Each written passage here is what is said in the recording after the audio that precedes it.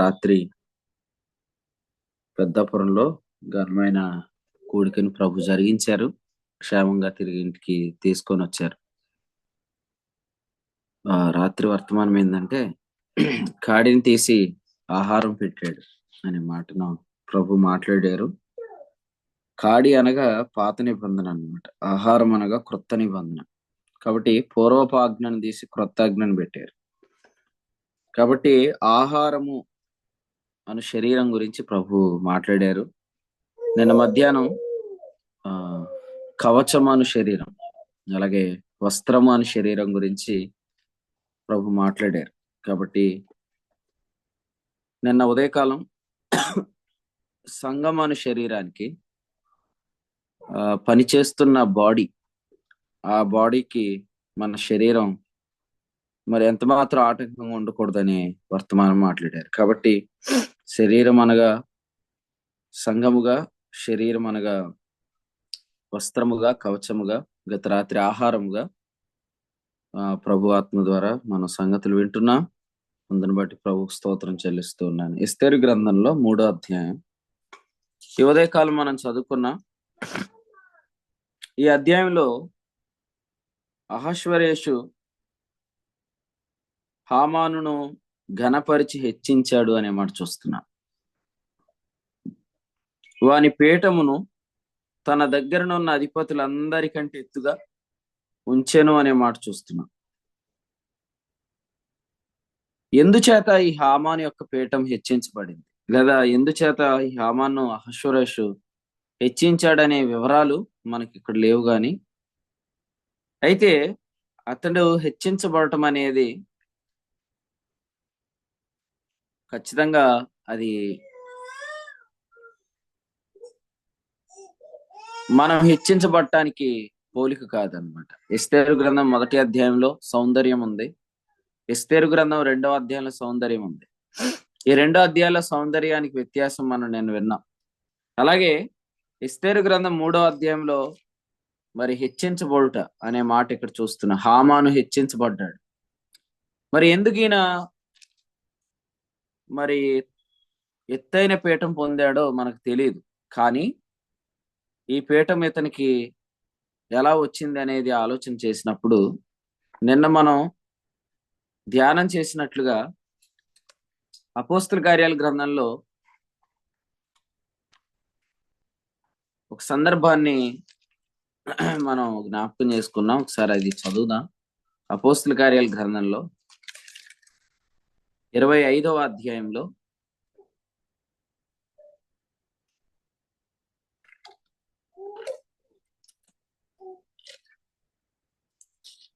ఒక మాట జ్ఞాపకం చేసుకున్నాను చూడండి. 22 క్షమించండి, 25 చదవండి. 22, 25. వారు పౌలును వారులతో కొట్టుచున్నప్పుడు అతడు తన దగ్గర నిలిచిన శతాధిపతిని చూచి, శిక్ష విధింపకయే రోమియుడైన మనుషుని కొరడాలతో కొట్టుటకు మీకు అధికారం ఉన్నదా అని అడిగింది. శతాధిపతి ఆ మాట విని సహస్రాధిపతి వద్దకు వచ్చి, నీవేమి చేయబోచున్నావు? ఈ మనుషుడు రోమియుడు సుమి అనెను. అప్పుడు సహస్రాధిపతి వచ్చి అతన్ని చూచి, నీవు రోమియుడువా? అది నాతో చెప్పమనగా అతడు అవునని చెప్పిన. సహస్రాధిపతి, నేను బహుద్రవ్యం ఇచ్చి పౌరత్వం సంపాదించుకుంటేని అన్నాడు. పౌలు అన్నాడు, నేను పుట్టుకతోనే రోమియుడిని అన్నాడు. చూడండి, బహుద్రవ్యము ద్వారా సంపాదించిన పీఠము, ద్రవ్యము ద్వారా సంపాదించిన పౌరత్వం, మరి ఆ విధిని మరి యథార్థంగా నిర్వహించకపోవటానికి గల కారణం ఇక్కడ మనం చూస్తున్నాం. శిక్ష విధింపకే అంటే నేరం ఇంకా రుజువు కాలేదు, నేరం కేవలం మోపబడింది. కానీ వీరేం చేస్తున్నారు? శిక్ష విధింపకే రోమియుడిని ఈ మనుషుణ్ణి కొరడాలతో కొడుతున్నారు. కాబట్టి మన యొక్క హెచ్చింపులు, లేకపోతే మనకు వస్తున్న స్థానాలు అనేవి అవి బహుద్రవ్యం ఇచ్చి సంపాదించినట్లుగా, లేదా మన సొంత సామర్థ్యం ద్వారా సంపాదిస్తే వాటిని మనం నిర్వహించే విధానం అది చాలా అక్రమంగా ఉంటుంది. ఉదాహరణకి, మన ప్రభు అయిన యేసుక్రీస్తును తండ్రి అయిన దేవుడు హెచ్చించడానికి గల కారణం హెబ్రీ 13:20 ఏం చెప్పాడంటే, నిత్యమైన నిబంధన సంబంధమగు రక్తమును బట్టి, నిత్యమైన నిబంధన సంబంధమగు రక్తమును బట్టి అని వ్రాయబడింది. కాబట్టి క్రీస్తు పరలోకంలోనికి హెచ్చించబడటానికి కారణం, లేదా యేసుక్రీస్తు ప్రభువుని ఉన్నత లోకమందు, దేవదూతల కంటే ఉన్నతమైన లోకమందు తండ్రి కూర్చుండబెట్టడానికి గల కారణం ఏంటంటే, నిత్యమైన నిబంధన సంబంధము రక్తమును బట్టి. అందుచేతనే అక్కడ కూర్చున్న తర్వాత యేసుక్రీస్తు ఏం చేయాలో కూడా రాయబడింది. అక్కడ ఏముందంటే, ఆ ఆయన గొప్ప కాపురిగా ఉండాలి అని నియమించబడ్డాడు. యేసుక్రీస్తు ప్రభు ఆయన మంచి కాపరిగా ప్రాణం పెట్టాడు, గొప్ప కాపరిగా జీవిస్తున్నాడు, ప్రధాన కాపరిగా రాబోతున్నాడు.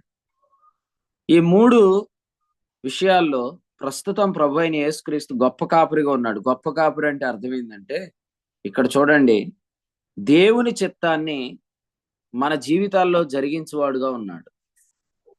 కాబట్టి ఈయన యేసుక్రీస్తు ప్రభు రక్తాన్ని బట్టి హెచ్చించబడ్డాడు కాబట్టి ఆయనకి ఏం చేయాలో నియమించబడింది. చాలా మంది వీడియోలు ఆన్ చేసుకోలేదు. అందరూ అడిగారా అండి? అడగకపోతే రిమూవ్ చేసేసేయండి. లేదండి, రిమూవ్ చేసేసేయండి. చూడండి, హెబ్రీ పత్రిక 13:20లో గొర్రెల గొప్ప కాపరి అనే మాట మనం చూస్తున్నప్పుడు, ఈ పొజిషన్ యేసు ప్రభుకి ఎలా వచ్చింది?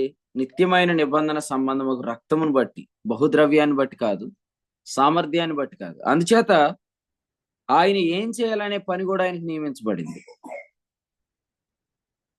ఆయన ఏం చేయాలనే పని కూడా నియమించబడింది.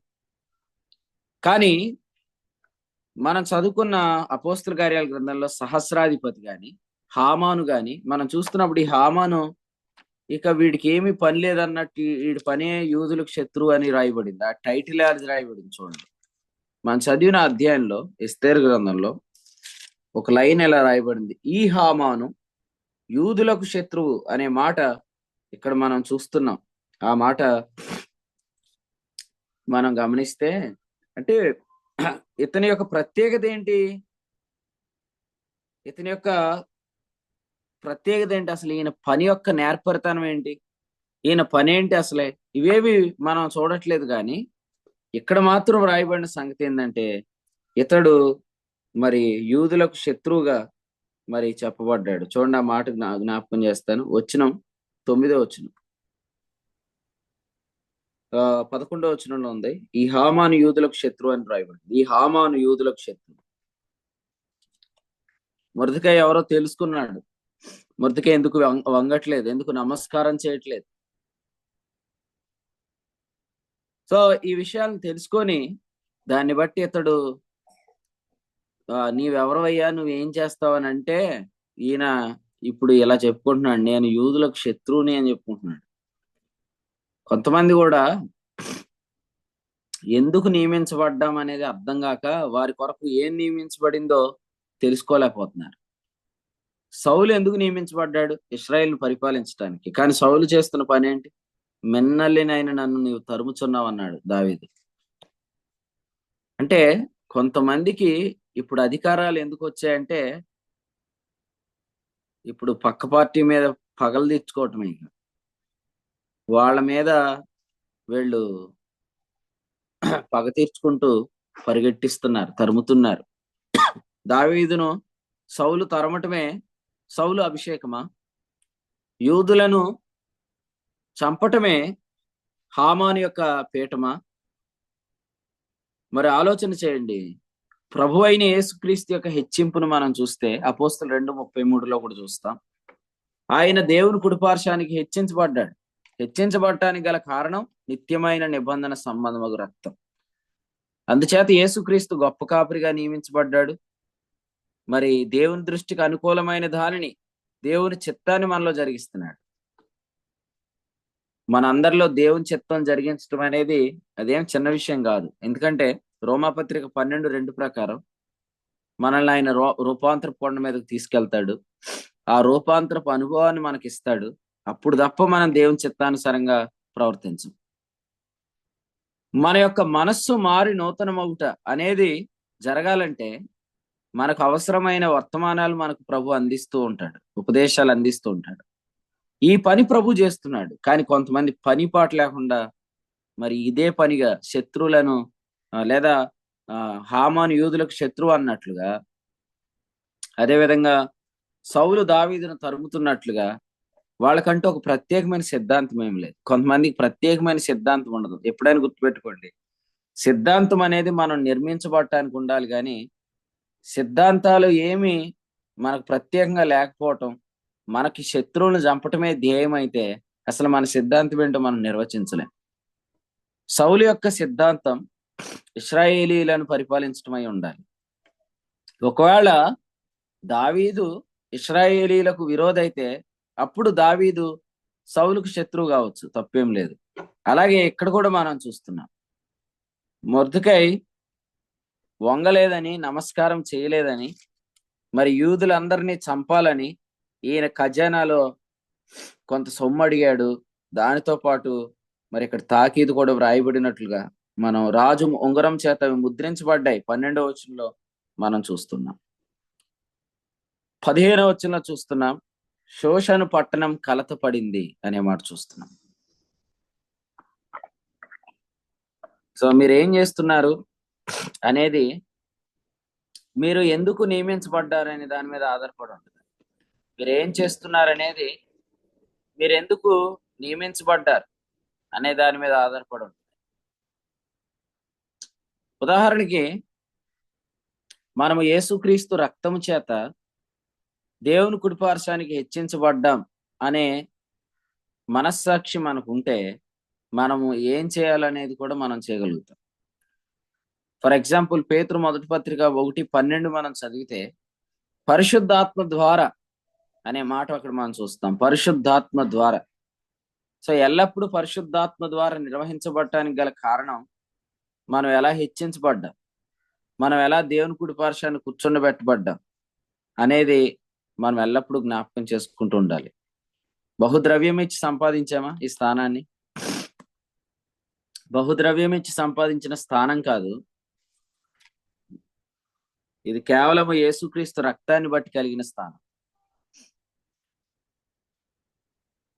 హెబ్రీ పత్రిక 13:20లో మనం ఏదైతే చదివామో సేమ్ అదే మాట హెబ్రీ పత్రిక 9:12 మనం చదివిన మనకు అర్థమవుతుంది.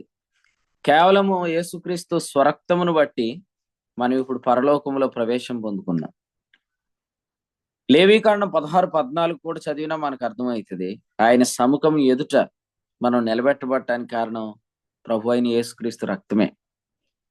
రక్తాన్ని బట్టి హెచ్చించబడ్డాం అనే మనస్సాక్షిని కలిగించే ఉపదేశాలు వింటూ ఉండాలి. తిమోతి పత్రిక 1:5 ఏమన్నాడు? ఉపదేశ సారం మంచి మనస్సాక్షి అన్నాడు.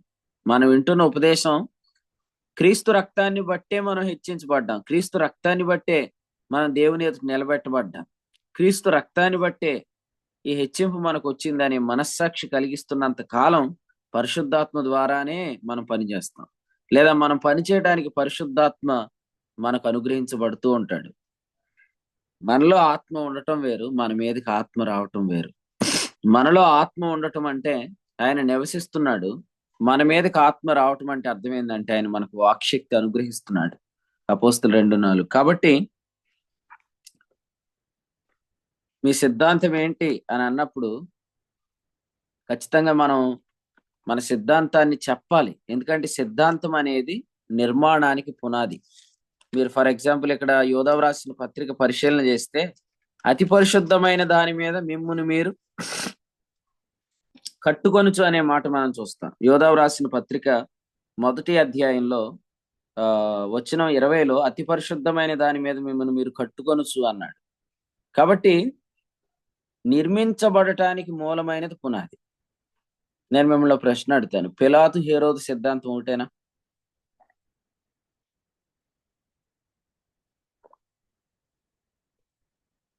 పిలాతు హేరోదు సిద్ధాంతం ఒకటేనా? కాదు కదా.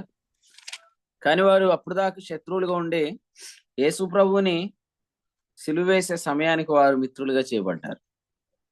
భిన్నమైన సిద్ధాంతాలు కలవారు వారు సిద్ధాంతాన్ని బయటపెట్టి కలిసిపోతున్నారంటే అర్థం ఏంటి? వారు ఏదైతే పునాదిగా సిద్ధాంతాన్ని లేదా సిద్ధాంతం ఏదైతే ఉందో, డాక్ట్రిన్ ఏదైతే ఉందో, అది కన్స్ట్రక్షన్ సంబంధించిన డాక్ట్రిన్ కాదని అర్థం చేసుకోవాలి. ఫర్ ఎగ్జాంపుల్ ఇలా చెప్పుకుందాం. ఆ విశ్వాస మూలముగా జీవించుట, విశ్వాస సంబంధమైన దేవుని ఏర్పాటు అనే ఈ గృహ నిర్వాహకత్వం చేయని వారిని ఎవరినైనా మనం కలుపుకొని ముందుకు వెళ్ళొచ్చా వాక్యం చెప్పేటప్పుడు? చెప్పండి. వెళ్ళకూడదండి. ఇప్పుడు తిమోతి 1:6 ఏమన్నాడు? వీటిని గ్రహించకపోయినను అన్నాడు. గ్రహించకపోతే ఏమైతుంది? గ్రహించకపోవటం చిన్న విషయం కాదుగా. గ్రహించిన వాడు ఏమైతాడు? ధర్మశాస్త్రోపదేశకుడు అవుతాడు. ఆ ధర్మశాస్త్రోపదేశకుడు అయిన తర్వాత 1:10 ఏం రాశాడు? నీతిమంతునికి ధర్మశాస్త్రం నియమించబడలేదు అన్నాడు. ఇప్పుడు నీతిమంతునికి ధర్మశాస్త్రం బోధించేస్తాడు. అప్పుడు నీతిమంతుడు ఏమైతాడు? గల్తీ పత్రిక 5:4 ప్రకారం కృపలో నుండి తొలగిపోతాడు, లేదా జీవంలో నుండి తొలగిపోతాడు. అప్పుడు అతని యొక్క పాప శరీరం నిరర్థకం కాదు, రోమపత్రిక 6:6 ప్రకారం, లేదా పేతురు 1:5 ప్రకారం వారు దేవుని శక్తి చేత కాపాడబడరు. ఇంత నష్టం జరుగుతుంది. అందుకనే మరొకసారి జ్ఞాపకం చేసుకుందాం, ఏదో పగ తీర్చుకోవడానికి మనకు పీఠాలు ఇవ్వబడ్డాయా? ఆలోచన చేయండి. దావీదు లాంటి వారిని తరమటానికే మనకు స్థానాలు ఇవ్వబడ్డాయా, మన సింహాసనాల? కానీ యోధా రాసిన పత్రిక 1:20 ఏం చెప్పాడు? మన యొక్క పునాది కట్టబడటానికై వేయబడాలి. కాబట్టి ఒకసారి మనం చెక్ చేసుకుందాం, ఈ 2024 సంవత్సరంలో మనం కట్టే పనిలో ఉన్నామా, లేదా సౌలులాగా తరిమే పనిలో ఉన్నామా? నిర్మించబడే పనే జరుగుతుందా, లేదా మనం పనిపాటు లేనోళ్ళలాగా తిరుగుతున్నామా? ధ్యానంలో ప్రభు ఆత్మ ద్వారా మనం విన్న వర్తమానం ఏంటంటే, కుదురుబాటు. దుష్టుడు ఎవడంట? వాడు కుదురు లేనివాడు అనమాట. వాడికంటూ ఒక సిద్ధాంతమే ఉండదు. వాడు అన్ని కూరలు కలుపుకొని తినేస్తాడు, అందరినే వాడేసుకుంటాడు. వాడికి ధర్మశాస్త్రోపదేశకులు, నీకోలేతులు ఇవన్నీ అవసరం లేదు. వాడికి ఏంటంటే, హామాను యూదులకు శత్రువు, వాడు సంఘానికి శత్రువు, అంతే. ఇంకా అంతకంటే వాడికి డెఫినేషన్ ఏం లేదు. క్రీస్తు విరోధిని మనం ఎలా నిర్వచించాలంటే, క్రీస్తు విరోధులందరూ సంఘానికి విరోధులే. అందుకని ఇటీవల ప్రజెంట్ రెవల్యూషన్ ఏంటంటే, మనకు సంఘము అనేది ప్రజెంట్ రెవల్యూషన్ ప్రభు మనతో మాట్లాడుతుంది. సంఘం అనే వ్యవస్థ, సంఘం అనే నిర్మాణం, సంఘం అనే ఆలోచన, సంఘము. కాబట్టి మీరు చూడండి,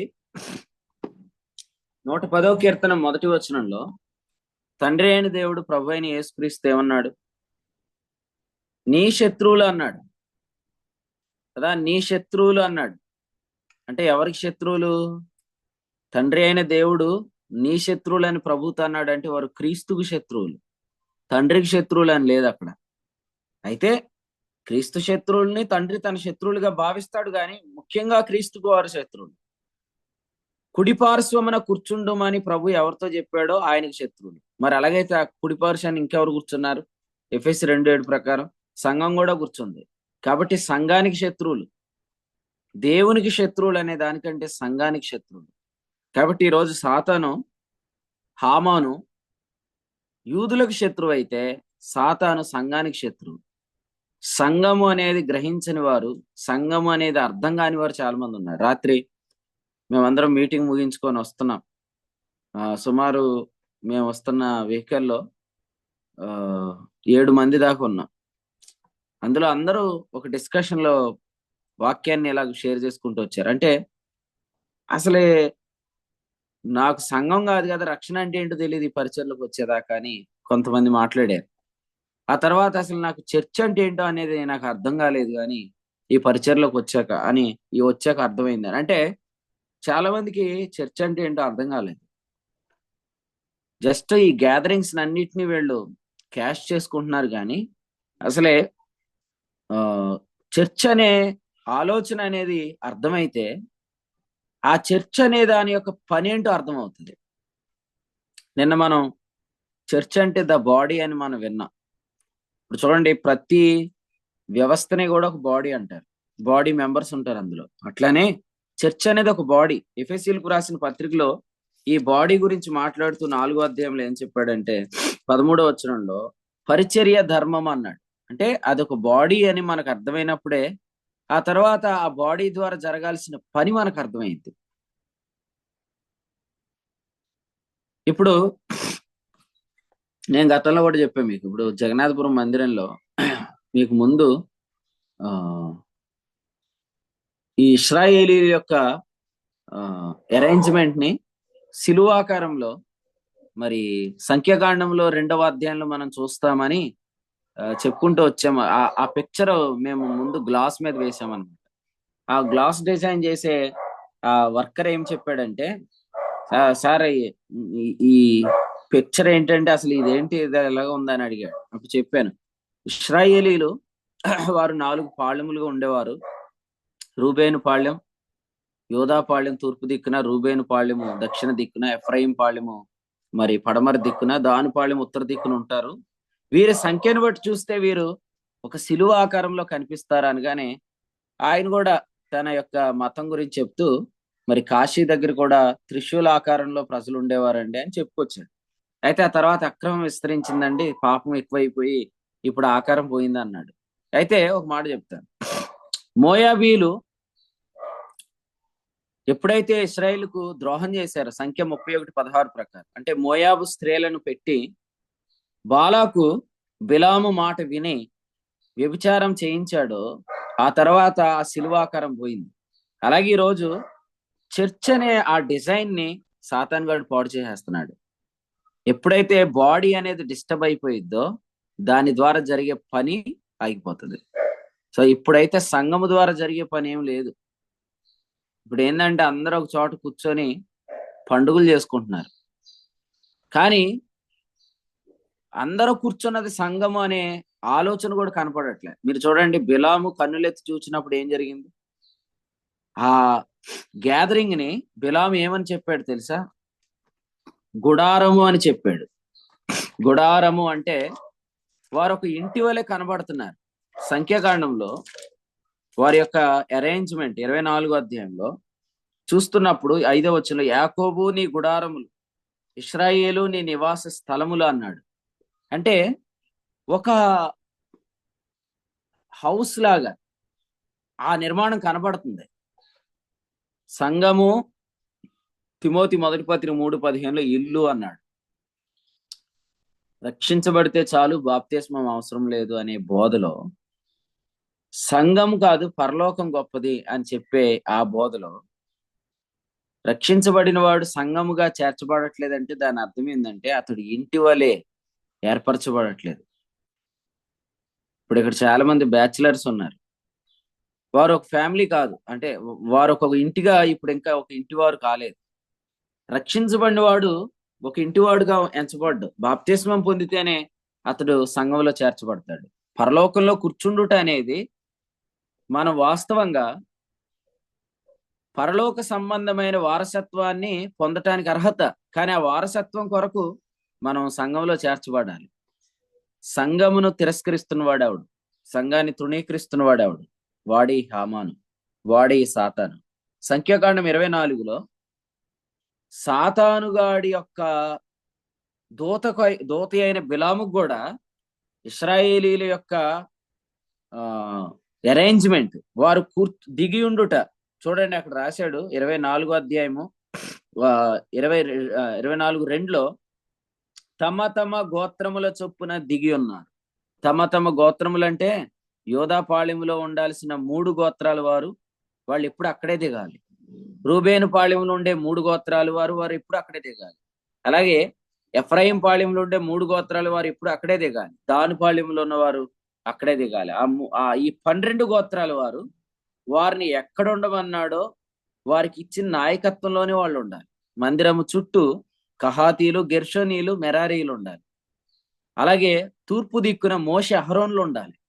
సో మోషెహరోన్లు గాని, కహాతీలు గాని, గెర్షోనీలు గాని, మెరారీలు గాని, రూబేను పాళ్యం గాని, అలాగే యోధా పాళ్యం, ఎఫ్రాయిం పాళ్యం, దాను పాళ్యం, వారికి నిర్ణయించిన స్థానాల్లో వారు ఉండాలి. అలా ఉన్నప్పుడే వారు దిగి ఉండుట అనేది ఒక గుడారం వలె, ఒక నివాస స్థలం వలె ఉండటం చూశాడు. వెంటనే 24:1 మనం చూస్తున్నాం, శకునములను చూచుటకు వెళ్ళలేదు, అతని మీదకు ఆత్మ దిగి వచ్చాడు. 2వ వచనంలో మనం చూస్తున్నాం. ఈరోజు నిలబడుతున్న వాళ్ళకి ఇది సంఘము అనే ఆలోచన లేకపోవటం వల్లే వారికి దేవుని ఆత్మ సహాయం రావట్లేదు, కానీ వారు శకునాలు చూస్తున్నారు. శకునాలు చూడటం అంటే ఇప్పుడు భాషలో ఇలా చెప్తాను, అంటే ముందుగానే సంఘం యొక్క నాడిని పట్టుకుంటారు, అడిగి తెలుసుకుంటారు వివరాలు. అప్పుడు పాస్టర్ గారు చెప్పేస్తాడు. ఇక్కడ పాస్టర్ గారు ఎవరంటే బాలాకు, వచ్చిన ఈ ప్రేచర్ ఎవరంటే బిలాం అనమాట. అప్పుడు బాలాక్ బిలాంకి ఏం చెప్తాడు, మా సంఘంలో ఎలాంటి వాళ్ళు ఉన్నారు, అలాంటి వాళ్ళు ఉన్నారు, ఇలా చేస్తున్నారు, అలా చేస్తున్నారు అని చెప్తే, ఇప్పుడు ఈయన ఏం చేస్తాడు, దానికి తగినట్టుగా వాక్యం చెప్పేస్తాడు. అది శకునాలు చూడటం అంటే. అలా కాదు కదా, వారిని మనం చూస్తున్నప్పుడు రక్షించబడిన వారు కొలస్సీ 1:1 ప్రకారం క్రీస్తునందు పరిశుద్ధులు దేవుని సంఘము అనే నిర్మాణాన్ని చూస్తున్నప్పుడు మనకు వచ్చే ఆత్మ నడిపించారు. ఇంకొక మాట అడుగుతారు, పరిశుద్ధాత్ముడు నీతిమంతులుగా తీర్చబడినందుకు ఇవ్వబడ్డా, నీతిమంతుడు విశ్వాస మూలంగా జీవించును అనే నిర్వాహకత్వం కొరకు ఇవ్వబడ్డా? పరిశుద్ధాత్ముడు నీతిమంతులుగా తీర్చబోటుకి ఇవ్వబడ్డా, లేదా నీతిమంతుడికి నియమించబడిన గృహ నిర్వాహకత్వం కొరకు ఇవ్వబడ్డా? గృహ నిర్వాహకత్వం కొరకు. మరి గృహ నిర్వాహకత్వం కొరకు ఇవ్వబడినప్పుడు ప్రతి విశ్వాసి నీతిమంతుడిగా చూస్తున్నారు, కానీ సంఘముగా చూడకపోతే, నీతిమంతుడిగా చూసి సంఘంగా చూడకపోతే పరిశుద్ధాత్మ పని ఏమి జరగదు అక్కడ. ఎంతసేపు చూసినా నువ్వు నీతిమంతుడు అని చెప్తే ఎట్లాగా? నీతిమంతుడు విశ్వాస మూలంగా జీవించాలి. గొర్రెల గొప్ప కాపరి తన చిత్తం జరిగించాలి. సౌలు ఇశ్రాయేలును పరిపాలించాలి. హామాను తనకి ఇవ్వబడిన స్థానాన్ని బట్టి తన యొక్క పని చేసుకోవాలి. అంతేగాని సౌలేమో దావీదును తరుగుతాడు, హామానేమో యూదులకు శత్రువు, సాతానేమో అటు ఇటు తిరుగుతున్నాడు. కాబట్టి ఎందుకు మనము నియమించబడ్డాము అనేది అర్థం కాకపోతే, ఎక్కడ ఎందుకు మనం నియమించబడ్డాము అర్థం కాకపోతే, మన కొరకు ఏం నియమించబడిందో ఆ పని కూడా అర్థం కాదు. ద బాడీ, దేవుని యొక్క సంఘం అనే బాడీ పరిచర్య ధర్మం కొరకు నియమించబడింది. ఆ పరిచర్య చేయట్లేదు సంఘం, ఎందుకంటే సంఘాన్ని బాడీగా చూడలేకపోవటమే. ఇక్కడ చెప్తున్నాడు ఏమనంటే, నదీ తీరం అందలి తోటల వలె యెహోవా నాటిన అగరు చెట్ల వలె, నీళ్ల యొద్దనున్న దేవదారు వృక్షముల వలె అవి ఉన్నవి అన్నాడు. నేను అడుగుతాను, అడవికి తోటకి తేడా చెప్పండి. 10th క్లాసు లోపే ఈ సబ్జెక్ట్ ఉంటది. ఇప్పుడు ఉన్న వాళ్ళకి ఆ సిలబస్ లో ఆ స్టోరీ కూడా ఉంది. అడవికి తోటకి వ్యత్యాసం చెప్తూ ఓ చిన్న లెసన్ ఉంది అనమాట. ఒకసారి నేను అవసరాన్ని బట్టి స్కూల్లో ఖాళీ టైంలో ఆ లెసన్ చెప్పడానికి ఆ క్లాస్ లోకి వెళ్ళాను ఒకసారి. సో అప్పుడు నేను కూడా దాని గురించి వివరంగా చదివాను. అడవికి తోటకి తేడా ఏంటి తెలీదా మీకు? అడవికి తోటకి? సత్యప్రసాద్ గారు నిద్ర మొత్తుందా? లేచారు. లేకపోతే అడవికి తోటకి తేడా చెప్పండి. అక్కడ నీళ్ళేయరండి, తోటకి నీళ్ళేస్తారండి, అంతే తేడా. అడవిలో మనం నాటం చెట్లు, తోటలో మనం చెట్లు నాటుతాం. సో మనం నాటితే అవన్నీ ఒక ఉద్దేశ ప్రకారంగా మనం ఒకే ఏమంటారు డిస్టెన్స్ లో ఒక అందంగా వాటిని నాటుతాం. ఏదేను వనం అడవి కాదు, ఏదేను వనం అది ప్రభు యొక్క తోట, యెహోవా తోట. మనం చూడండి, ఇక్కడ మనం చూస్తున్నాం యెహోవా నాటిన చెట్లు అన్నాడు. అంటే చూడండి, సంఘము అనేది ఒక అడవి కాదు. కొంతమందికి సంఘం ఒక అడవిగా కనబడుతుంది, అందుకనే వారి మీదకి దురాత్మ వచ్చేస్తుంది. వాళ్ళు లేచి మాట్లాడేటప్పుడల్లా దేవుని ఆత్మ రావట్లే. మీ అందరికి సంఘం అంటే ఏంటో అర్థమవును గాక. అసలు వాడికి ఎంత ధైర్యం బిలాంకి వాడు ఉన్న చోటు నుంచి రావటానికి, వీడికి ఎంత ధైర్యం మోయాబు రాజుకి వీడిని పిలిపించడానికి. ఈ సోదిగాడిని పిలిపించాడు. ఈ సోదిగాడికి కనపడట్లేదు ఏమనంటే, వీడు ఏది పడితే అది మాట్లాడడానికి నిలబడ్డాడు. వినండి, మనం చదువుతున్న సంఖ్యాకాండంలో 24వ అధ్యాయంలో 5వ వచనంలో అంటున్నాడు, వాగుల వలె. అంటే వాళ్ళని చూస్తుంటుంటే ఒక వాగులా కనపడుతున్నారు కదా. సముద్రానికి వాగుకు ఎంత తేడా ఉంది, అడవికి తోటకి ఎంత తేడా ఉంది. మరి మనం చదువుకుంటున్నట్లుగా మనకు ఖచ్చితంగా సంఘము అనేది ఏంటో అర్థం కావాలి. ఈరోజు వాక్యం చెప్పే ప్రతి ఒక్కరికి సంఘం అంటే ఏంటో అర్థం కావాలి, లేకపోతే మీకు అభిషేకం ఇవ్వబడదు. మన హైదరాబాద్ లో కూడా వర్తమానం ఏంటంటే అగ్ని అనుగ్రహం, లేవికాండం 9:24 అగ్ని అనుగ్రహం, జకరియా గ్రంథం 4వ అధ్యాయం 14 తైలము అనుగ్రహం. మీకు తైలం ఇయ్యాలన్నా అగ్ని ఇయ్యాలన్నా ముందు మీరు మీ పనేంటో పరలోకంలో చెప్పాలి. సంఘం అనేది మీ పని కానప్పుడు మీకు తైలం ఎందుకు? సంఘం అనేది మీ పని కానప్పుడు మీకు అగ్ని ఎందుకు?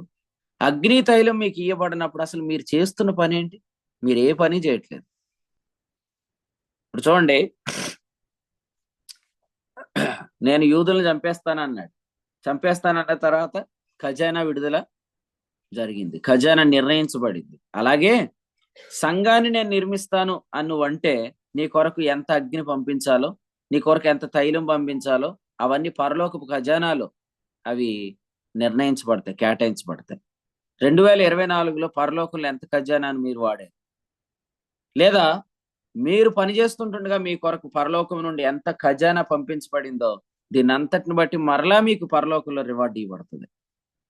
అసలు మీకు ఏ ఖజానా విడుదల అవ్వలేదంటే you are not doing the right work, because you are not understanding the body of Christ.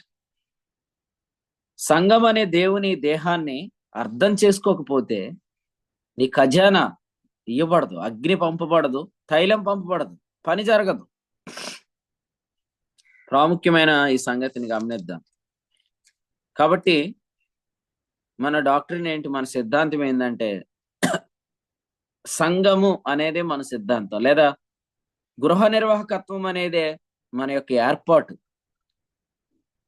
ఏదో మనం ప్రతి చోటకి వెళ్ళి స్టేజ్ల మీద వాక్యాలు చెప్పాలని కోరుకోవద్దు. మనమంతా సంఘాలు నిర్మించాలని ఆశపడాలి. సంఘ నిర్మాణం ఎక్కడికైనా వెళ్తే క్రొత్త స్థలాల్లో క్రొత్తగా సువార్త కొంతమందికి వినిపించబడితే వాళ్ళు సంఘముగా ఏర్పరచబడితే సంఘ నిర్మాణమే మన పని తప్ప ఏదో జనం చూస్తే వచ్చేయకూడదు. మనకి సంఘమును చూస్తే రావాలి నడిపింపు, సంఘమును చూస్తే రావాలి, జనం చూస్తే రాకూడదు. జనం చూస్తే మనం మాట్లాడితే మన వారితో ఏదైనా మాట్లాడతాం. నిన్న కూడా మనం చెప్పుకున్నాం, అహశ్వరేషు భార్య ఎదుట హామాను ఎలా నిలబడ్డాడు. అతడు సరిగ్గా ప్రవర్తించలేదు. భర్తకు పుట్టు రోషం అన్నాడు దీన్ని. బైబిల్లో ఏమన్నాడు? భర్తకు పుట్టు రోషం అన్నాడు. నా స్త్రీతో మాట్లాడే విధానం పద్ధతి ఇది కాదు, అది భర్తకు పుట్టు రోషం. అదేవిధంగా క్రీస్తు యొక్క శరీరమైన సంఘంతో మాట్లాడుతున్నానని ఒళ్ళు దగ్గర పెట్టుకోకుండా ద్వంద్వార్థాలు, చమత్కారాలు ఎవరైతే మాట్లాడతారో వాళ్ళందరికి కూడా ఇదే వర్తిస్తుంది అనమాట. ఎంతో భయముతో వణుకుతో నేను మీ మధ్య ఉంటినే అన్నాడు. ఆ భయం వణుకు అనేది మనలో కనిపించాలి. ఓ చోట నుంచి ఓ చోటుకి వెళ్ళిపోతారు కొంతమంది వాక్యం చెప్పేవాళ్ళు, మళ్ళీ అది గొప్పగా చెప్పుకుంటారు, ఏమని నేను ఎక్కడ మొదలెట్టాను అంటారు. అంటే నీకు అంతా ఒళ్ళు దగ్గర లేకుండా ఉందా? కట్టెలు క్రమంగా పేర్చాడంటే అర్థం ఏంటి? యెహోవా కార్యమును అశ్రద్ధగా చేయవాడు శాపగ్రస్తుడగునా అని చెప్పాడు. సో పని ఎలా చేస్తున్నా, ఎవరితో మాట్లాడుతున్నా? కొరింథీ 2వ పత్రిక 11వ అధ్యాయంలో అన్నాడు, మరి సంఘముతో మాట్లాడుతున్నా. సర్పము సంఘముతో ఇప్పటికీ మాట్లాడుతూనే ఉంది, జాగ్రత్త. 3వ వచనంలో అంటున్నాడు, అక్కడ చెప్తాడు క్రీస్తు ఎడలనున్న సరళత నుండి అంటాడు. సరళత అంటే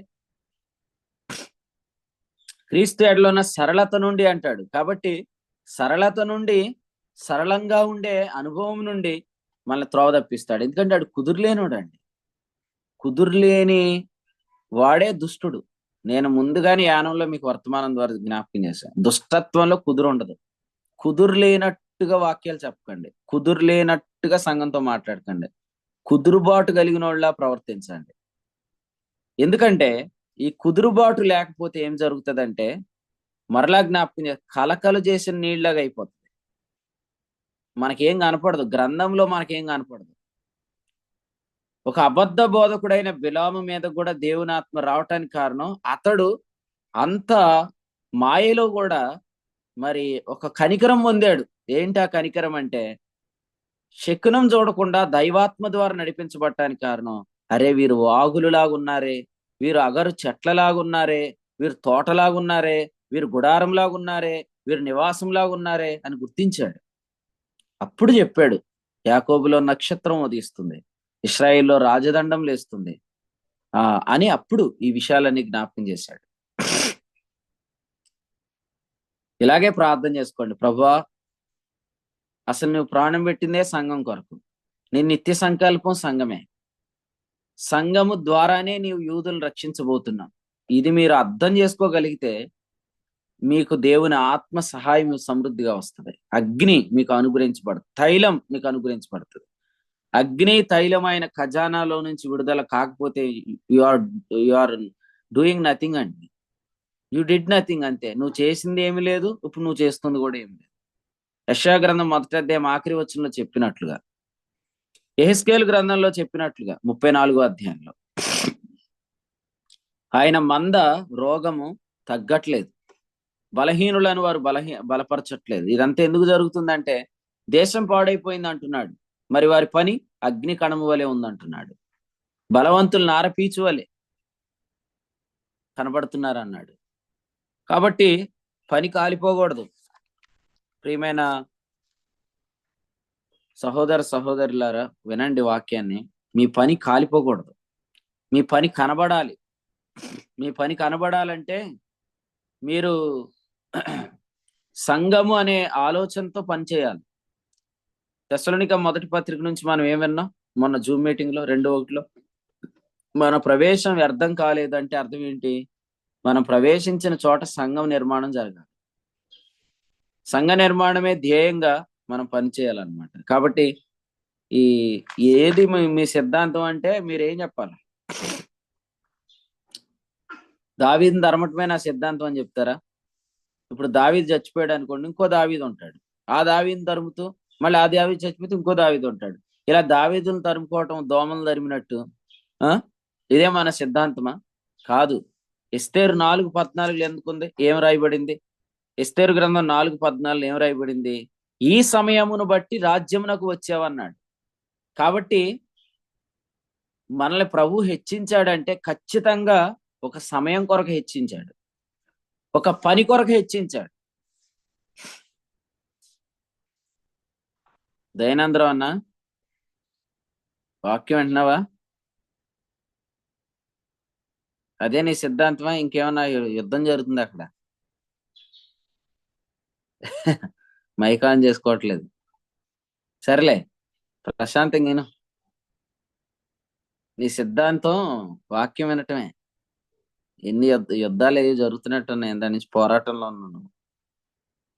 అదన్న పిల్లలు దెబ్బలాడుతున్నారన్న, పిల్లలు బయటకు వచ్చి ఆ పిల్లలు ప్రైవేట్కి వెళ్ళమంటే వెళ్ళకుండా అందుకని. అసలు వాళ్ళని ముందోసారి వీడియోలో చూపించి ఉన్నారు అక్కడ. అది మొహం కడుగుతున్నాను, బయట దెబ్బలాడుకుంటున్నారు అందుకని వాళ్ళ కేకలేసాను. అది సరే సరే పిల్లలు సరే 20 నిమిషాలు ఇప్పుడు వచ్చారు.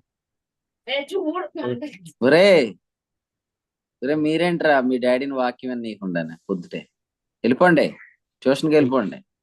మళ్ళీ వందనాలు చెప్పేస్తున్నాడు వీడు, సమూయేలు సౌలుకి చెప్పినట్టు, సమూయేలుకి సౌలు చెప్పినట్టు. రైట్, వినండి. కొన్నిసార్లు మనం ఎందుకు నియమించబడ్డాం అనేది మనకు అర్థం కాకపోతే మన కొరకు నియమించబడిన పని అర్థం కాదు. ఒకసారి గల్తీ 2 చదవండి.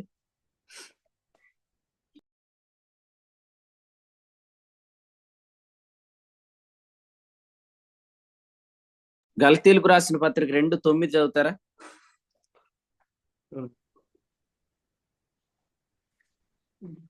అనగా సున్నతి పొందిన వారికి అపోస్తలుడవుటకు పేతురునకు సామర్థ్యం కలిగజేసిన వాడే అన్ని జనులకు అపోస్తలుడనవుటకు నాకును సామర్థ్యం కలిగజేసినని వారు గ్రహించినప్పుడు స్తంభములుగా ఎంచబడిన యాకోబు, కేఫా, యోహాను వారు నాకు అనుగ్రహింపబడిన కృపను కనుగొని మేము అన్యజనులకును తాము సున్నతి పొందిన ఆ వారికి మీరేమో అన్యజనులకు అపోస్తులు, మేమేమో యూదులకు అపోస్తులం అని వాళ్ళు చెప్తున్నారు. మీ పనేంటో మా పనేంటో అని చెప్తున్నారు. నేను అడుగుతాను, మీ పని ఏంటి? మా పని ఏమి లేదండి, భూమి మీద అటు ఇటు తిరగటం అంటారా? అది దుష్టత్వం. మరి ఒకసారి ఏమో ఇక్కడ ఉంటాడు, ఇదే సత్యం అంటాడు, నేను చాలా కాలం మోసపోయాను అంటాడు. మళ్ళీ ఇంకొక 6 నెలలకు ఇంకో చోట ఉంటాడు, నేను చాలా మోసపోయాను అంటాడు. ఆ నన్ను చాలా మంది మోసం చేశారు అంటాడు. మళ్ళీ ఇంకో 6 నెలలకు ఇంకో చోట ఉంటాడు, ఇప్పుడు దాకా చీకట్లో నన్ను ఇప్పుడే వెలుగులోకి వచ్చాను అంటాడు. మళ్ళీ ఇంకో 6 నెలలకు ఇంకో చోట ఉంటాడు, ఇప్పుడు దాకా నన్ను మూసేశారు, ఇప్పుడే తెరిచాడు దేవుడు నా కళ్ళు అంటాడు. ఇంకో 6 నెలలకు ఇంకో చోట అంటాడు, మొత్తం అంతా కూడా మోసమే, మాయే, ఇప్పుడే నాకు సత్యం తెలిసింది అంటాడు. ఎప్పుడు చూసినా ఎక్కడ ఉండడండి వీడు భూమి మీద అటు ఇటు తిరుగుతూనే ఉంటాడు. ఒక కుదురుబాటు ఉండదు కొంతమందికి. ఉం? అంతే కదన్నా జకరియా అన్న? నేను తప్పు చెప్తున్నానా? ఏదోటి చెప్పు. నేను తప్పు చెప్తే తప్పు చెప్పారని చెప్పు, లేదంటే నువ్వు సత్యమే పలికితివి నాయన అని చెప్పు. అంతే కదా. ఇప్పుడు సంవత్సరానికి ఒకసారి ఒక చోట కనబడుతూ ఇప్పుడు సత్యం తెలిసిందంటే ఎలా ఉంటది చెప్పండి. ఇప్పుడు జకరియా గారు ఇక్కడ కూర్చొని చాలా సాక్ష్యం చెప్పేశాడు. ఏమని? ఎక్కడెక్కడో తిరిగామండి, ఏదేదో చేసామండి, అంతా ఏం లేదండి, ఇక్కడికి వచ్చామండి అన్నాడు. మళ్ళీ ఇప్పుడు ఇంకో 2 సంవత్సరాలకు ఇంకో చోటకి వెళ్ళి ఇదే డైలాగ్ చెప్తే ఇప్పుడు ఇంట్లో వాళ్ళు గమనించరా? ఇప్పుడు అక్క ఉంటది, అక్క ఏమంటది, నువ్వు ఎప్పుడు చూసినా ఇదే మాట పట్టుకొని 2 సంవత్సరాలకు ఒకసారి నువ్వు మొత్తం మమ్మల్ని తిప్పేస్తున్నావురా బాబా అని అంటారు కదండి ఇంట్లో వాళ్ళు. ఖచ్చితంగా అంటారు.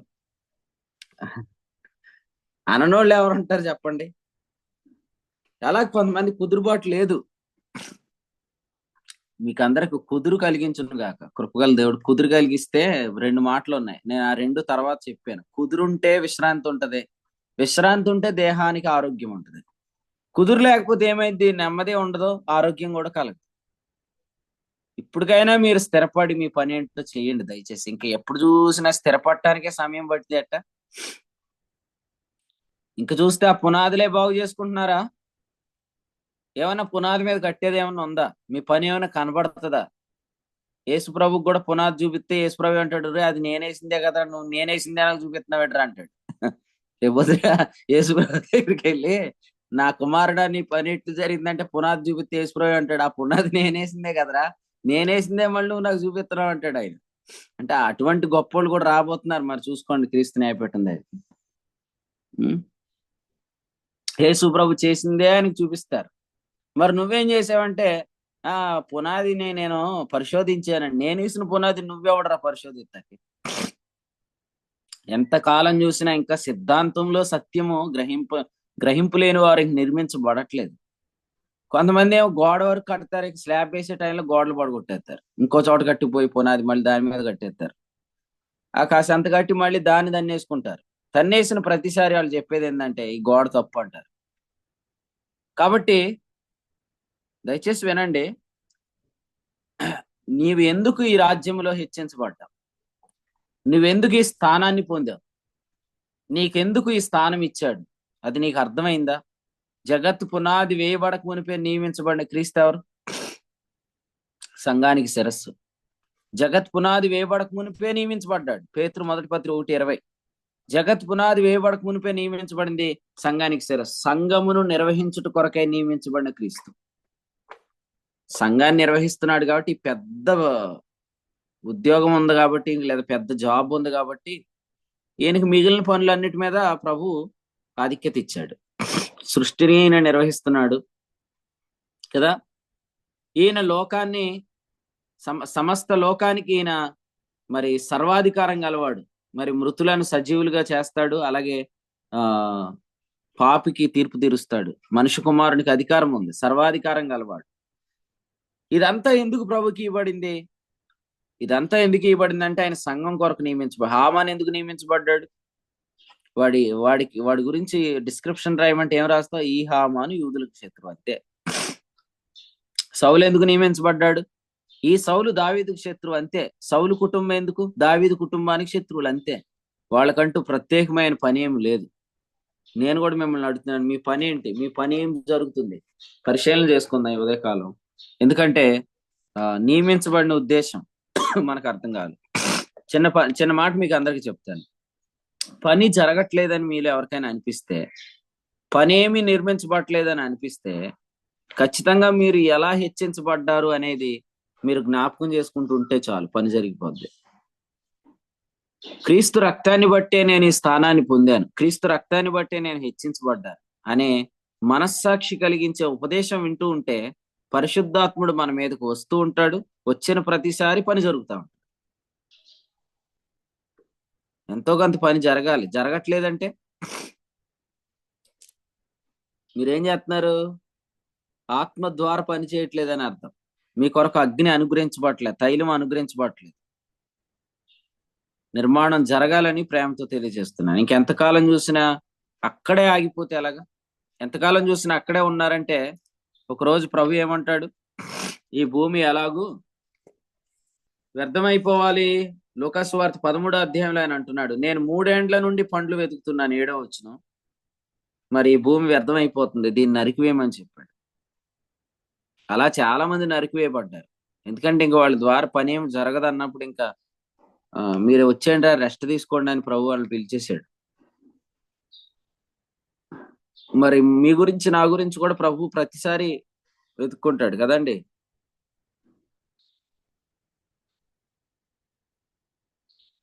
విన్నారా? మన పైన ఆఫీసర్లు ఏమి పట్టించుకోరు అని ఎవరైనా మీకు నేర్పిస్తే మీరేం చేస్తారు?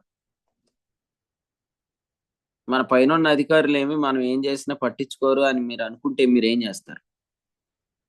లెక్కలన్నీ తప్పుడుగానే రాస్తారు. ఎలా అంటారు? ఇక రేపొద్దుటే సార్ వస్తున్నాడు అంటే ఏం చేస్తారు? అక్కడికక్కడ ఆ గృహ నిర్వాహకుడు ఉంటాడు కదా, ఉద్యోగం తీసేసాడు చూసారా, అప్పటికప్పుడు వాడు అందరిని ఏమన్నాడు? మీరందరూ సీటులు తీసిరండి అన్నాడు. తీసుకొచ్చి నీ అప్పు ఎంతరా అని అడుగుతున్నాడు. వాళ్ళు చెప్తున్నారు, అది కాదులే, ఇదిగో ఇది నీ అప్పు, తీసుకొని వెళ్ళిపో. వాళ్ళందరిని మంచోళ్ళుగా స్నేహితులుగా చేసేసుకున్నాడు. ఇప్పుడు కూడా అంతే. పై అధికారులు వస్తున్నారు, రేపొద్దుట చెకింగ్ ఉంది అని అంటే ఈ రాత్రికి రాత్రి నిద్రపోకుండా మొత్తం బుక్స్ అన్ని ముందేసుకొని, నిద్ర కూడా రాదు. ఎందుకు? రేపొద్దు ఎక్కడైనా లెక్కలు తేడా ఉంటే ఉద్యోగాలు పోతాయి. అప్పుడు మ్యానిపులేటింగ్ చేస్తారు, తప్పుడు రాతలని రాస్తారు. నేను అడుగుతాను, ఇక్కడ ఉన్నవారు ఎవరు కూడా పై అధికారులు పట్టించుకోకపోవచ్చు, కానీ నా తండ్రి మంచి వ్యవసాయకుడు అన్నాడు యోహాను 15వ అధ్యాయంలో. మంచి వ్యవసాయకుడు మరి పండ్లు వెతక రాడా? ఆయన తోట ఎలా ఉందో చూసుకోడా? ఇప్పుడు మనకంటే పనిపాటు లేనట్లుగా కొన్నిసార్లు మనం ఆలోచనల్లో ఉంటాం, కానీ ఆయన తన పనిపాటు లేనోడు కాదు కదండి. ఆయన పనే ఆయన తోట, ఆయన పనే ఆయన వ్యవసాయం, ఆయన పనే ఆయన గృహం, ఆయన పనే ఆయన సంఘం. అందుకే నియమించబడ్డాడు. కాబట్టి ఆయన ఎప్పుడు వెతుక్కుంటూ ఉంటాడు, గమనిస్తాడు. ఇతని వల్ల ఎటువంటి పని లేదు, ఇతని వల్ల ఎటువంటి ప్రోగ్రెస్ లేదు అని అన్నప్పుడు ఏం చేస్తాడు? కొరడాలు తీసుకుంటాడు. ఎందుకంటే ఆయన ఏమన్నాడు? నా తండ్రి ఇంటిని గురించిన ఆసక్తి నన్ను భక్షిస్తుంది అంటాడు యోహాను సువార్త 2వ అధ్యాయంలో 17వ వచనంలో. ఇంజరం సంఘానికి వస్తాడు, గమనిస్తాడు, ఏమైనా డెవలప్ చేశాడు ఈ పాస్టర్ గారు, గమనించి వెళ్ళిపోతున్నాడు. ఆ తర్వాత మరలా ఎక్కడికి వస్తాడు? ఆదిలాబాద్కి వస్తాడు. ఏమైనా నిర్మాణం ఉందా, వీళ్ళ ఫోటోలు మాత్రమే పెట్టేస్తున్నారా చెక్ చేస్తాడు. తర్వాత ఎక్కడికి వెళ్తాడు? భీమవరం వెళ్తాడు. వాసు గారు ఏమైనా డెవలప్ చేశాడు లేదా ఆయన చెక్ చేస్తాడు. డెవలప్ చేయకపోతే ఆయన ఏం చేస్తాడు? కొరడాలు తీసుకుంటాడు. కాబట్టి మీకు అప్పగించిన పని అభివృద్ధి చెందుతుందా లేదా అనేది మీరు కూడా చూసుకోండి. ఎందుకంటే మన తండ్రి మంచి వ్యవసాయకుడు, ఇది మర్చిపోవద్దు. మన తండ్రి మంచి వ్యవసాయకుడు. నన్ను కూడా వస్తాడు, నన్ను కూడా చెక్ చేస్తాడు. వీడు పోగేసిన వాళ్ళకే వాక్యం చెప్తున్నాడా, వీడి వల్ల ఏదైనా కొత్తగా ఏదైనా పని జరుగుతుందా అని నన్ను కూడా చెక్ చేస్తాడు. కాబట్టి పైన అధికారి ఉన్నాడు, గుర్తుపెట్టుకోండి. కొలసి పత్రికలు ఏమన్నాడు చెప్తారా ఎవరైనా? కొలసి పత్రికలు ఏమన్నాడు? 3వ అధ్యాయము లేదా 4:1, యజమానులారా పరలోకంలో మీకు యజమానుడు ఉన్నాడని ఎరగండి అన్నాడు. అన్నాడా లేదా? యజమానులారా, పరలోకంలో మీకునే యజమానుడు ఉన్నాడు. గుర్తుందా, మర్చిపోయారా? ఆ యోసేపు గుర్తుంది, ఏమన్నాడు? యజమానుడు తనకు కలిగినదంతే నాకు ఇచ్చాడు, నిన్ను తప్ప అన్నాడు. అంటే యజమానుడు ఉన్నాడు అనే కాన్షియస్నెస్ ఉంది. మరి మీకుందా? మన పైన అధికారం ఉన్నాడు. శతాధిపతి యేసుప్రభువు ఏమన్నాడు? నేను ఒకరిని పొమ్మంటే పోవును, ఒకరిని రమ్మంటే వచ్చును, ఈ పని చేయమంటే నా కింద సైనికులు ఉన్నారు, ఆ నా పైన కూడా అధికారులు ఉన్నారు అన్నాడు. శతాధిపతి ఖచ్చితంగా అధికారం ఉంటాడు, ఉండడా? ఎవరు?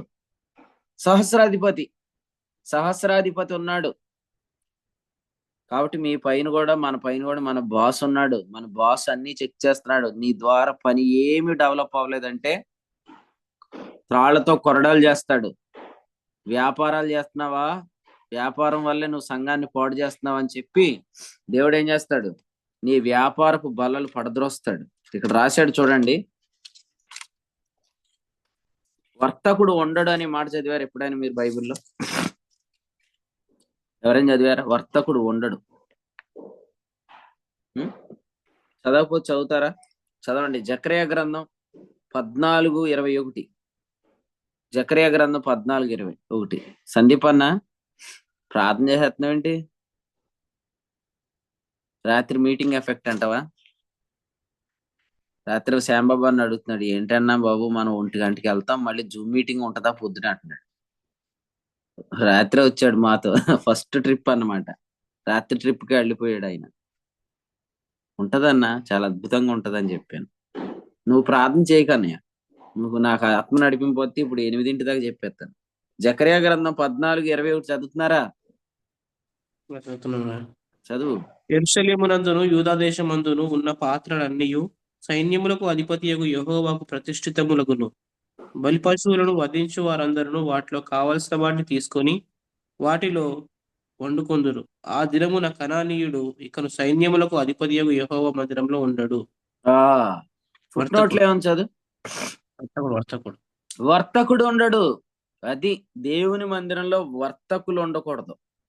దేవుని మందిరంలో వర్తకుడు ఉండకూడదు. ఇంకా చెప్పాలంటే అసలు దేవుని మందిరం నిర్మించేవాడు వర్తకుడే ఉండకూడదు. వ్యాపారం వద్దు, వాసన్న వదిలేయి, యేసుప్రభు నామంలో వదిలేయి అంతే. మీ ఇంట్లో వాళ్ళు కూడా నిన్ను వదిలేమని చెప్పారు పైన వాళ్ళు, అది కూడా నీకు ఒక బెనిఫిటే. కాబట్టి వదిలేయక, ఎందుకంటే ఇక నేను ప్రభు పిలిచిన పనికి వచ్చేయి. ప్రభు పిలుస్తున్నాడు, వచ్చేసేయండి. మీకు మేము అందరం సహకారులు అండి. మీరు మమ్మల్ని సర్వెంట్స్ కింద చూడండి. మీ కింద మేము సైనికులు, మీరు మాకు శతాధిపతి. మీరు రమ్మంటే వస్తాం, పొమ్మంటే పోతే, ఈ పని చేయమంటే చేస్తాం. ఇప్పుడు మీరే మాకు బాస్, సేవకుడైతే. కాబట్టి వాస్ బికమ్స్ బాస్ అన్నమాట త్వరలో, యేసుప్రభు నామంలో. బట్ మీరందరూ ఆ దినం కొరకు కనిపెట్టండి. ఈ రాత్రి వర్తమానం ఖచ్చితంగా సేవకుని అభిషేకం, ఆయన నెత్తి మీదకి సేవాభిషేకంలో దిగొచ్చును కాదు. మనిషి ఉందో లేదో మరి? మనిషి వచ్చిందన్నా? వచ్చిందండి. మనిషి వస్తే ఇదిగో ఈ వాసు పాస్టర్ గారు నువ్వు వచ్చేయి ఇక్కడికి మనిష. కాబట్టి బాస్ అన్న బికమ్స్ బాస్ అన్నమాట తొందరలో. మేమందరం నీకెంత సైనికులు. రాజేష్ అన్న ఒక రోజు పిలిచి వాడుకో, నన్ను పిలిచి వాడుకో. మీ ఇష్టమే, కానీ నన్ను పిలవకపోతే నేను రాను. ఇంకా నన్ను పిలిస్తేనే వస్తాను. ఇప్పుడు ఇక అది నాది కాదు, ఇక మీదే తోట. అసలు వాస్తవంగా తోట ఫస్ట్ నుంచి మీదేనండి బాబు, నాది కాదు. కాబట్టి జకర్యా గ్రంథం 14:21 మనం చూస్తున్న ఇక్కడ ఏమనంటే యెహోవా మందిరంలో వర్తకుడు ఉండకూడదు అనమాట. ఓకేనా? సత్యప్రసాద్ గారు, యానంలో ఎవరికైనా అవసరమని చెప్పండి, నూడిల్స్ బండి ఒకటి ఉంది, మరి అమ్ముతారా ఏమన్నా? ఎందుకంటే మీరు ఇలాంటి వ్యాపారాలు బాగా చేస్తారని మాకు తెలుసు అన్నమాట. తలగొట్టుకుంటున్నాడు ఏంటన్నా? మామూలుగా బోర్డు ఎట్టండి అక్కడ యానం దగ్గర, నూడిల్స్ బండి ఒకటి రెడీగా ఉందని. ఎందుకంటే యానంలో ఫాస్ట్ ఫుడ్ సెంటర్లో చాలా ఎక్కువ ఉంటాయి కదా, అందుకని అడిగాను. యెహోవా మందిరంలో వర్తకుడు ఉండకూడదు. వ్యాపారం వదిలేయండి. ఆటో వాళ్ళందరూ ఆటోలు ఇచ్చేయండి. ఆటో ఉంచాలా వద్దా అని అడిగాడు ఒక ఆయన. నువ్వు ఉంచకపోతే ఇచ్చేయండి, ఇటు ఇచ్చేయండి. మీరు దేవుని పని చేయండి. దేవుడు మిమ్మల్ని పిలిచాడంటే దేవుని పని చేయండి. ఎందుకంటే మన సహోదరుడు చెప్తున్నాడు అనమాట. మరి ఆ ఎద్దుల్ని ఖచ్చితంగా వధించేయండి, భోజనం పెట్టేయండి. లేకపోతే ఆ ఎద్దులు మళ్ళీ వేసుకొని మీరు తిరిగేస్తా ఉంటారన్నమాట. కహాతీలకు ఎద్దుల బండ్లు నియమించబడలేదు, మీకు ఆటోలు నియమించబడలేదు. మీ ఆటోలు మాకు ఇచ్చారనుకోండి పర్లేదు, లేకపోతే ఏదో రోజు కిరాయికి తిప్పేయాలనిపిస్తుంది వాటిని. కొన్నిసార్లు మీ ప్రక్కన స్టెఫనాన్ ఉన్నాడు కదా, అలాంటి వాళ్ళు మంచి ఆలోచనలు ఇస్తారు. నువ్వు తిప్పుకోకపోతే పర్లేదులే, ఎవడన్నా డ్రైవర్ నెట్టు అంటాడు. అందుకని నువ్వు మంచిది కదా అనమాట. కాబట్టి ఈ ఉదయకాలం వాక్యం వింటున్న మనం అందరం సంఘం కొరకు నియమించబడిన వారు. మరి సంఘ పని చేద్దాం. త్వరలో మా సందీప్ అని కూడా కాకినాడలో మందిరం వేసేస్తున్నాడు. మీరు జనవరి ఫస్ట్ వీక్ లోనే ఓపెనింగ్ ఉంటదని చెప్పాడు. కాబట్టి మీరు అందరూ సందీప్ గారి కోసం ప్రార్థన చేయండి. మీరు కూడా సహకరించండి. ఎవరికైనా ప్రేరేపణ వచ్చింది అనుకోండి బ్రదర్, నేను కూడా సహకరిస్తానన్న. మా శ్రీనాథ్ ఉన్నాడన్నా? ఉన్నారండి. ఉన్నాడు. ఈయన ఖచ్చితంగా వచ్చేస్తాడు. మీరు షెడ్ వేస్తానంటే ఆయన ఖచ్చితంగా వస్తాడు. ఎందుకంటే ఆయన సమర్పించుకున్నాడు, ఉచితంగానే పరిచర్య చేయాలనుకుంటున్నాడు. ఆయన ఫోన్ చేస్తాడు చూడండి తర్వాత. ఈ మందిర పని అంతా ఆయన ఉచితంగా, అసలు ఆయన కూలి కూడా తీసుకోకుండా చేద్దామని ఆయన ఎంతో ప్రార్థన చేస్తున్నాడు. తలగొక్కుండా ఏంటన్నా, నా వ్యాపారాన్ని నువ్వు గండెట్టేస్తున్నావు పాస్టర్ గారు అంటవా? యెహోవా మందిరంలో వర్తకుడు లేడు. కాబట్టి సందీప్ అన్న త్వరలో కాకినాడలో షెడ్ వేస్తాడు. మరి కాకినాడ మీద మీ అందరికి కూడా బాధ్యత ఉంది. కాబట్టి మీరు అందరూ కూడా ప్రార్థన చేయండి. సందీప్ అన్నకు ఫోన్ చేయండి. ఆల్రెడీ సందీప్ అన్న విత్ ఫ్యామిలీతో కాకినాడ వచ్చారు. అందుబాటు ప్రభు స్తోత్రం. రాత్రి చెప్తున్నారు ఈ పని మీదే వచ్చామంటున్నారు. దేవునికి స్తోత్రం. మరి అయితే ఈ పని మీద అంటే అర్థం ఏంటి? ఈ సమయం ఈ రాజ్యం కోసమే, రాజ్యం నిమిత్తం ఈ రాజ్యానికి వచ్చింది ఈ సమయం కోసమే. కాబట్టి ఆ పని మీదే వచ్చారు. కాబట్టి భూమి మీద అటు ఇటు తిరిగే వాళ్ళు చాలా మంది ఉన్నారు. ఎవరు పిలిస్తే అక్కడికి వెళ్ళిపోయి వాక్యం చెప్పి పోస్టర్లో కనిపించాలనిపించింది. కానీ మీరు అందరూ సంఘాలు కట్టేవాళ్ళే. మీ ద్వారా సంఘ పని జరుగుతుంది. వర్క్ ఆఫ్ ది చర్చ్ అనేది చాలా అద్భుతమైన పని. అది మన ప్రభు చేస్తున్న పని, అది మనం కూడా చేద్దాం. మత్తయి సువార్త 16వ అధ్యాయం 18వ వచనం, ఈ బండ మీద నా సంఘమును కట్టుదును. యేసు ప్రభు చేస్తున్న సంఘ పని, మనం అందరం సంఘ పని చేద్దాం. ప్రభు ఈ ఉదయకాలం మీకు అందరికి కట్టి కృప దయచేయను గాక. మన సిద్ధాంతం నిర్మించేదే గాని మన సిద్ధాంతం పగ తీర్చుకోవటానికి పరిగెత్తించేది కాదు. ఆ ఉద్దేశంతో మనం అందరం సాగిపోదాం. ఈ తలంపులు ప్రభు మనందరూ వినికిడిలో దీవించునుగా. త్వరగా మీ అందరూ కూడా వలలు విడిచిపెట్టండి. ప్రభు పిలిస్తే త్వరగా వలలు విడిచిపెట్టండి. ప్రభు పని కొరకు ముందుకు సాగండి. అప్పుడు దేవుని పనిని నిర్లక్ష్యం చేస్తున్న వారందరికి బుద్ధి కలుగుతుంది, సిగ్గు కలుగుతుంది. మీరు వర్తకాలు విడిచిపెట్టకపోతే కొంతమందికి భయము, జాగ్రత్త, సిగ్గు రాదండి. కాబట్టి మీరందరూ ఏం భయపడొద్దు. నేను చెప్పేది ఏంటంటే, గవర్నమెంట్ ఎంప్లాయీస్ ని చూసుకోవాల్సిన బాధ్యత గవర్నమెంట్ది. ప్రభు పని చేస్తున్న వారిని పోషించాల్సిన బాధ్యత ప్రభుది. కాబట్టి ఏది అక్కరగా ఉందో అది మన అక్కర్లన్నీ ప్రభు తీరుస్తాడు, నమ్మకంగా పోషిస్తాడు. ఆయన మనల్ని ఎప్పుడు సిగ్గుపడనీయడు. కాబట్టి అప్పులు ఉన్నాయన్నా, ఈ అప్పులు ఎలా తీరుతాయి ఏంటి అని ఏమని నన్ను అడగండి, ప్రభువుని అడగండి. ప్రభు మరి ఎందుకు ఇవన్నీ తెలుసుకొని కూడా పిలుస్తున్నాడు? మర్చిపోయాడు అంటారా? వయసు ప్రభావం అంటారా యేసు ప్రభుకి? వాసన అన్ని మర్చిపోయాడండి బాబు. ఆయన వయసు ప్రభావం, నాకు ఇన్ని అప్పులు ఉన్నాయి, ఆయనకి ఏం అర్థం అవట్లేదు అని పిలుస్తున్నాడు అంటావా? ప్రశాంత్ ఏమంటావు నువ్వు దీనికోసం? ఏంటనే నీ సిద్ధాంతం ఏంటంటున్నాడు? ఆయన సెలవు తీసుకుని పని చేయడం అండి. ఆయన సిద్ధాంతం సెలవు తీసుకుని పని చేయడం అండి. సెలవు తీసుకొని పని చేస్తలేదు బాబా, శాలరీ తీసుకొని పని చేస్తున్నాడు. అడుగు కావాలి. సెలవులు వచ్చినాయి, మరి శాలరీలు వచ్చేస్తలేదేంటి? శాలరీ తీసుకొని పని చేస్తున్నాడు ఆయన. ప్రభు కృప అండి. ప్రభు కృప. నువ్వు దొరకాలరా నాకు. ప్రభు తలంపు మన కొరకే దీవించును గాక. ఈ ఉదయకాలం ఎవరినైతే ప్రభు తన పని కొరకు లేపుతున్నాడో మీరందరూ వర్తకుడు లేని మందిరాన్ని నిర్మించాలని ప్రేమతో తెలియజేస్తున్నాను. ఈ తలంపులు ప్రభు మనందరి వినికిడిలో దీవించును గాక. ఆమేన్. మీరందరూ నియమించబడిన సంఘం కోసమే, గుర్తుపెట్టుకోండి. ఈ యొక్క ఎస్తేరు గ్రంథం 3వ అధ్యాయం నుంచి రాజైన అహోరహేషు ద్వారా హెచ్చించబడినటువంటి హామాను ఆయనకు అప్పగించబడినటువంటి పని విషయంలో మరి కాకుండా యూదుల నిర్మూలన కొరకే పనిచేస్తున్నట్లుగా మొర్దెకైని చంపడానికి ప్రయత్నిస్తున్నట్టుగా మనం ఈ యొక్క అధ్యాయం నుంచి మనం చూస్తూ ఉన్నాము. అలాగే మన ప్రధాన యాజకుడైనటువంటి యేసుక్రీస్తు వారు స్వరక్తం ఇచ్చి మరి స్వరక్తంతో పరలోకంలో ప్రవేశించింది సంఘం అనే నిర్మాణం కొరకని, మనకి ఆత్మను అనుగ్రహించింది సంఘం అనే నిర్మాణం కొరకని. మనం నియమించబడినటువంటి ఎందుకు నియమించబడ్డాం, మనకు నియమించబడినటువంటి పని ఏంటి అనేది ఎంత ప్రాముఖ్యమైందో ఈ యొక్క ఉదయకాలం మంది యొక్క వర్తమానం ద్వారా మనం నేర్చుకున్నాం.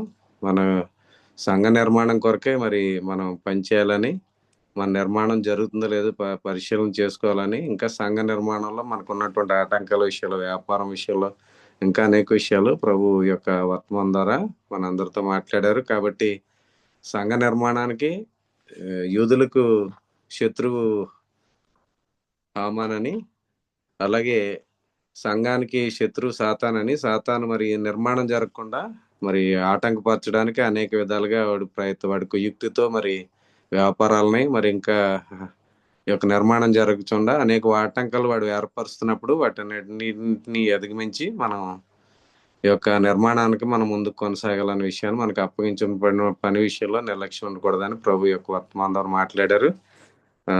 అందించిన సంగతులను బట్టి ప్రభుని స్తుతిస్తూ శ్రేష్టమైన వర్తమానం అందించిన సేవకులకు కూడిక పక్షంగా వందనాలు తెలియజేస్తున్నాం.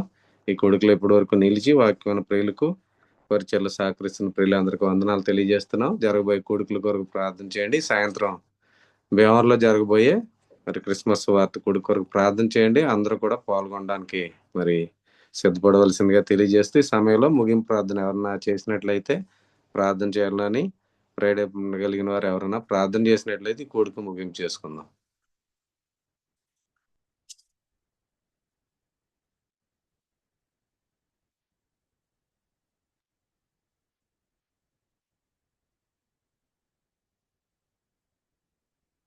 ఎవరో ఒకరు ప్రార్థన చేయండి.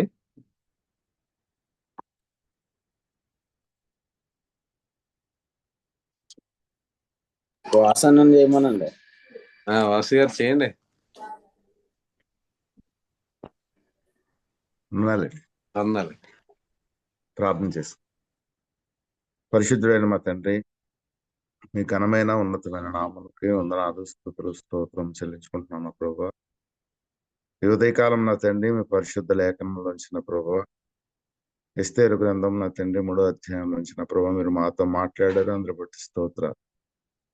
అవును నా తండ్రి, అహోరేషు రాజు నా ప్రభువా హామాన్ని ఎందు నిమిత్తమైతే హెచ్చించాడో ఆ పనిని మరిచి నా ప్రభువా యూదులకి శత్రువుగా నా తండ్రి అతను నా ప్రభువా, అది నా తండ్రి అతని పనిగా నా ప్రభు అతను తలంచి ఉంటుండగా నా తండ్రి నా ప్రభా అది నా ప్రభా ఎంత నా తండ్రి నా ప్రభా కుయుక్తో నా తండ్రి మీరు మాకు తెలియజేస్తున్న విధానాన్ని బట్టి ప్రభా స్తోత్ర. ప్రభు సంకల్పంలో ఉన్నవారిని నా తండ్రి ఎవరు కూడా నాశనం చేయలేరనే సత్యాన్ని ప్రభా మీరు మాకు తెలియజేసిన విధానాన్ని బట్టి ప్రభా స్తోత్రాలు చెల్లిస్తున్నాం.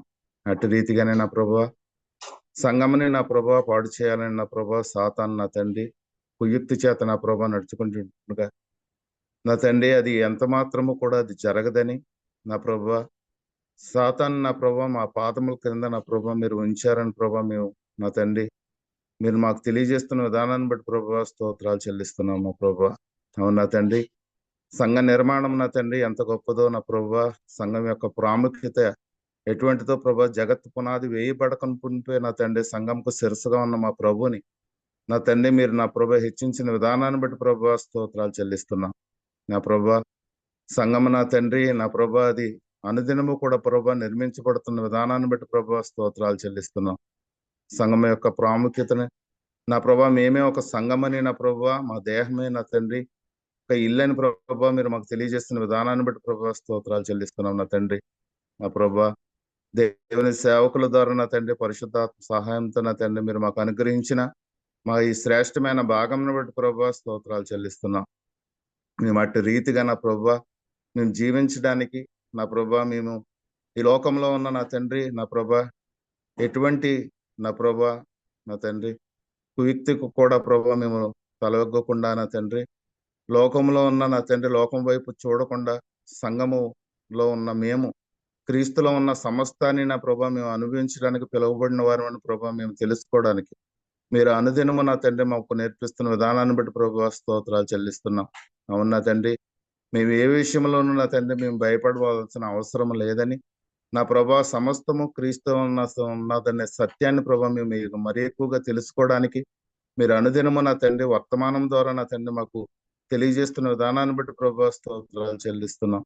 నా తండ్రి మేము అత్యధికమైన విజయానికి నా ప్రభా మేము పిలువబడిన వారం అనే సత్యాన్ని ప్రభా మేము అనుదినము తెలుసుకోవడానికి మీరు అనుగ్రహిస్తున్న కృపను బట్టి స్తోత్రాలు చెల్లిస్తున్నాం. నా తండ్రి నా ప్రభా ఈ గ్రంథం నుంచి నా ప్రభా మీరు మాతో మాట్లాడిన విధానాన్ని బట్టి ప్రభా స్తోత్రాలు చెల్లిస్తూ నా తండ్రి ఈ రోజు నా ప్రభా మీరు మాకు అనుగ్రహించిన నా ప్రభా నా తండ్రి ఈ సాయంత్రపు కూడికను బట్టి ప్రభా స్తోత్రాలు చెల్లిస్తున్నాం. ఈ సువార్త కూడికని నా తండ్రి భీమవరం పట్టణంలో నా ప్రభా మీరు ఘనంగా ప్రభా జరిగించబోతున్నందుకే ప్రభా స్తోత్రాలు కృతజ్ఞతాస్తులు చెల్లిస్తూ నా ప్రభా మా ప్రియుల్ని నా తండ్రి అనేక మందిని నా ప్రభా మీరు నా తండ్రి రాజైపోతున్నందుకే ప్రభా స్తోత్రాలు చెల్లిస్తూ అలాగే నా ప్రభా జనవరిలో జరగనైన 5 దినాల కూడికలను కూడా ప్రభా మీరు నా మహిమకరంగా మీరు నా తండ్రి మీరు జరిగించారు నా ప్రభా అందులో మాకు పాలు పంపులు దయచేశారు. అందులో బట్టి స్తోత్రాలు చెల్లిస్తూ నా ప్రభా ఈ 5 దినాల కూడికల ద్వారా కూడా నా తండ్రి నా ప్రభా మీరు విస్తరింపజేయబోతున్న ఈ సత్యాన్ని బట్టి ప్రభా స్తోత్రాలు చెల్లిస్తూ నా తండ్రి ఈ కూడికలు నా తండ్రి ఇప్పటి వరకు వాక్యమైన ప్రియులందరినీ ప్రభా మీరు నా తండ్రి మీ నామ ఘనత నిమిత్తమైన తండ్రి మీరు వాడుకోబోతున్నందుకే ప్రభా కృతజ్ఞతాస్తులు చెల్లిస్తూ నా తండ్రి ఉదయకాలం నా ప్రభా నా తండ్రి మీ పాద సన్నిధిలో గడపడానికి మీరు మాకు అనుగ్రహించిన శ్రేష్టమైన సమయాన్ని బట్టి ప్రభా కృతజ్ఞతాస్తులు చెల్లిస్తూ నా ప్రభు ఈ దినము అంతా కూడా నా తండ్రి మీ వాక్యం ద్వారా నా తండ్రి మేము ముందుకు కొనసాగడానికి మీరు మాకు అనుగ్రహించిన కృపను బట్టి స్తోత్రాలు చెల్లిస్తూ మా ప్రాణప్రియుడు మా రక్షకుడైన ప్రభుని యేసుక్రీస్తు నామమునే ఈ కూడికి ముందు ముగింపు చేస్తున్నాం మా ప్రియ పరలోకపు తండ్రి. ఆమేన్. వందనాలండి. ముగింపు ప్రార్థన చేసిన ప్రియులు వాసు గారికి, కూడికలో ఉన్న ప్రియులందరికీ వందనాలండి. ఒకరికొకరు వందనాలు తెలియజేసుకుని తర్వాత కూడిక ముగింపు చేసుకుందాం. అందరికీ వందనాలు. అందరికీ వందనాలు.